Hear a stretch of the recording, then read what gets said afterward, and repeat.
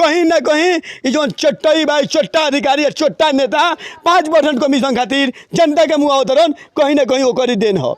चाचा तो ना बोली लेकिन हम बोले नहीं। रोजान तनी की राजवा बोलेला, राजवा हक के लड़ाई लड़ेला। यही से सुबह से कौनो विधायक ना कविता सिंह सांसद केहू अभी तक राजा के सामने नहीं के आइल। एगो संपत्ति हमारे घर में से नहीं के निकल, सारा संपत्ति हमारे घर में बा। हमारे बाल बच्चा बड़ा भूखे मरता, खड़ा होकर के जगह नहीं हम खाना कहाँ बनाए। जहाँ तहाँ हम अपन बाल बच्चा खेदले बानी। कोई गो लड़का हमारा 5 गो बेटा, 5 गो बेटा का जरी से 4 गो 5 गो लड़का बना सन। BA, BCom, BSc, MA, MCom करें विश्व की सबसे बड़ी यूनिवर्सिटी इग्नू से। सॉल्व असाइनमेंट्स और गाइड बुक्स प्राप्त करें। संपर्क करें Mahakal computers, DAV PG college के पास, पंच मंदिरा मोड़ से दाहिने, सिवान। देखी लगातार हम तियर से बनल बानी आ तियर ई हो आ काल से आज तक लगातार कई जना मीडिया वाला आइल बा तो चाचा लोग परेशान हो गइल बा। लेकिन मीडिया करो का, मीडिया के काम बा खबर दिखावल। अब छोटा अधिकारी या छोटा नेतन के काम बा ऊपर अमल कइल, लेकिन मीडिया चिल्लाते रह जाती है। आई जवन डकैत हमारा अधिकारी हो गइल बारन आ डकैत नेता हो गइल बारन, डकैत नेता के कोनो असर नहीं के पड़त। ई कान में कड़वा तेल डाल के सुत गइल बारसन। अगर जिंदा रहित लोग के अमीर जमीर जिंदा रहित तो या जमीर ना बढ़ रहित लोग।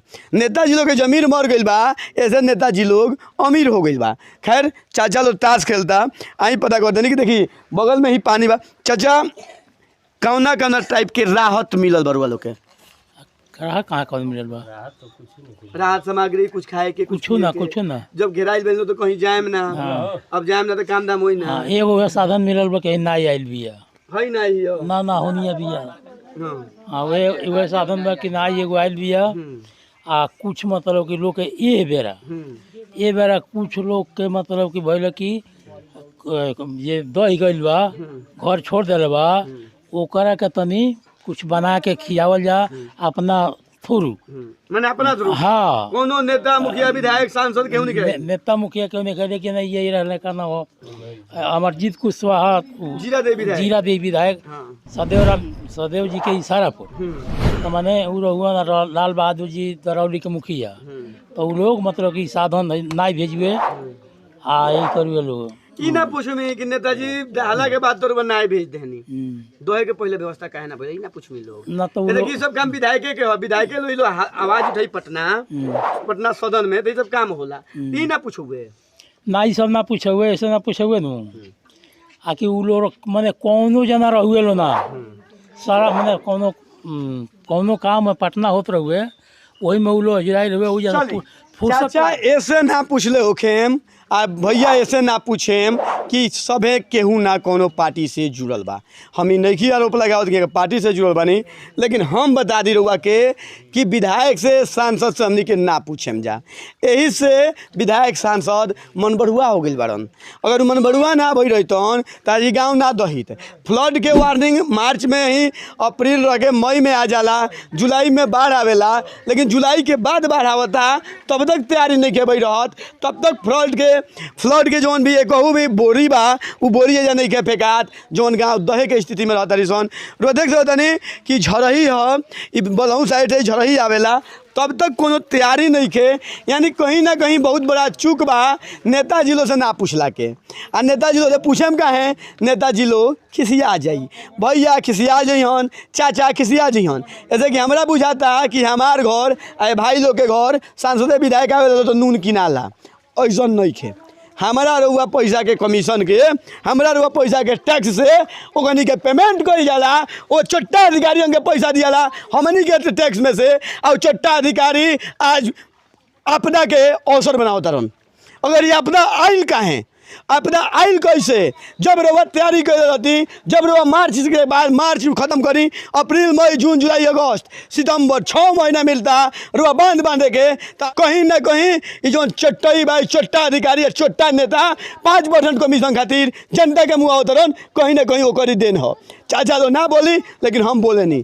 रोजान तनी की राजवा बोलेला, राजवा हक के लड़ाई लड़ेला। यही से सुबह से कौनो विधायक ना कविता सिंह सांसद केहू अभी तक राजा के सामने नहीं के आइल। राजा के फोन उठावे तक में सोचेला लोग ऐसे कि जनता के बात पूछेला, जनता के बात पूछेम। हम ही ना पूछेम कि मियाँ लोग के पाकिस्तान भेज दिया, हम ही ना पूछेम कि राफेल के आई, हम ही पूछेम कि रुआ कैले का बानी। बात जब देश के कोई जाता तो हमनी के विश्व गुरु बने के बात करता नहीं जा, हमनी के राफेल के चर्चा करता नहीं जा, लेकिन ये चर्चा कहिया हुई कि हर साल बाढ़ में लाखों बिहारी डूबेलन। नीतीश कुमार जो तू प्रधानमंत्री बने के सपना देखता रहो, वो नीतीश कुमार तू 17 साल सत्ता में रह के आई डूबे से लोग के बचावत तो तू प्रधानमंत्री का घंटा बनब। देख ली दशा धार देखी, अभी भी ये नदी में धार बा, धार से लगभग कई दर्जन घर प्रभावित बा, कई दर्जन लोग प्रभावित बा, लेकिन कोनो चट्टा अधिकारी कोनो नेता के जा मतलब नहीं के। देखी फ्लड से बिल्कुल चाची घर है, देखी फ्लड से कहीं एगो बोरी पर मटेरियल नहीं के फेंकाइल, देखा सकते देख सकते नहीं कहीं एक बोरी पर कुछ नहीं किया फेंकाइल, फ्लड या कुछ काम नहीं कैले, लेकिन बाढ़ के नाम पर आपदा के नाम पर बिल भजाई सरकार। देख ली पानी में धार देख सकते नहीं, धार बा ऐजा से ओजा ले एक इहे हाल बा। हमार घर 6 गो राती खन के डूबल बा, जा सारा सामान दह गइल। राती खन पानी आ गइल तो कहाँ का कइल जा, सब सामान दह गइल, सब अथी हो गइल। हम भागल बनी गांव में दूसरा के जमीन में, एबार अपन बकरी माल भैंस रखले बनी, आ वो जिया तनी खा तनी का करे। राधे श्याम नाम बा हमार, होवे घर हमार हर। चाचा सीओ साहब चाहे कोनो अधिकारी कोनो नेताजी कुछ मदद कई हलो? केहू कुछ नहीं खे देले, केहू कुछ नहीं खे कैले। बकाल मुखिया जी या सरपंच साहब के लगे जब कुल हाला उठावल गइल तो उ लोग खबर कैले बा तर काल हुआ रोहन कुशवाहा जी, वो हमनी मुखिया जी पहले पता लो 4 दिन से आवत लो मुखिया जी सरपंच का पता लो।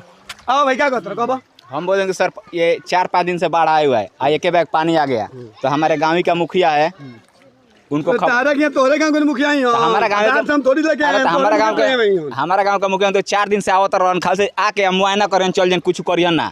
कालो आई रोहन, कालो 2-4 जना मीडिया ला आई रहो आ कालो आई लो मुआयना करके आ ओकर अभी तक ले खबर ना देलो। मुआयना ला मीडिया ना है, मैच बॉक्स बिहार हम का कहतनी पहले हमार बतिया सुनो, ओकरा बाद तो मुआयना करके चल गए आ ओकरा बाद हमनी के फोन पे तो विधायक जी तो जीरादेवी विधानसभा के विधायक जो हमी लमसम 3 बजे तो वहाँ के अमी तो सब परिस्थिति हमने घुमा के देखाऊ जा, तो लगे लगे एगो लंच के व्यवस्था हुए आ जेकर जेकर घर पानी में दहल बा ओकरा खाए पिए के व्यवस्था हुए। फिलहाल अभी वो खाना बनल बा।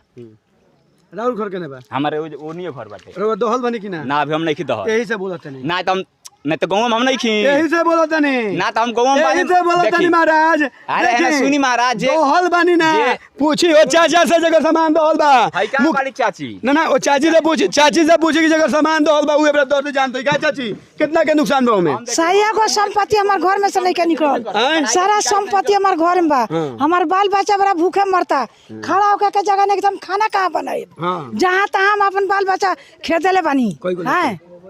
कोई को लइका हमारा 5 गो बेटा, 5 गो बेटा के जरी से 4-4 गो 5-5 गो लइका बना सन है। चल कोई नाई से ढूंढ के देख ली कि जो में से कोई सामान निकल बा, इतना घर में पानी बा। समझ के बात बा ई जोन बाढ़ बा जोन ई आपदा बा, हम बिल्कुल चाचा हम देखाओ तो नहीं चल के ई जोन बाढ़ बा ई आपदा बा, ई मुखिया के रेंज के नहीं खे, ई जे भी कहता गलत कहता, ई विधायक के कमी है, इस जिला के सांसद के कमी है, सांसद के कमी हो।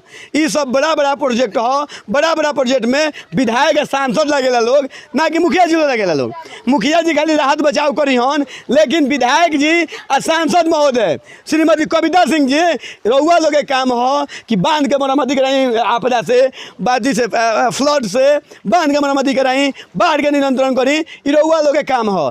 केंगन लालू जी रहनी तो कहीं कि हमारे पाड़ावा पनिए पी जाओ, कहीं न के पानी आई बा तो मछली आई। अभी तक तो लालू जी जाके कहीं हमरा पारा ना लौकल, ना तो पूछती कि ये पड़वा ई पनिया के पियबे जी का कहतरू चाची? सब डूब गइल बाटे, हमनी के गरु माल लेके घर गइल बानी जा। होने एगो बात बताओ चाची, अगर नेताजी लोग पहले बांध देले तो डूबतू लोग ना डूबती थे। और भाई खिसियात रहो ना डूबती, हम गलती कहतनी ना बात रहुआ सही कहतनी, बांध गए थी अगर रही त ना पानी है नहीं आई, हमनी के पानी में डूबत नहीं जा, ना डूबती जा।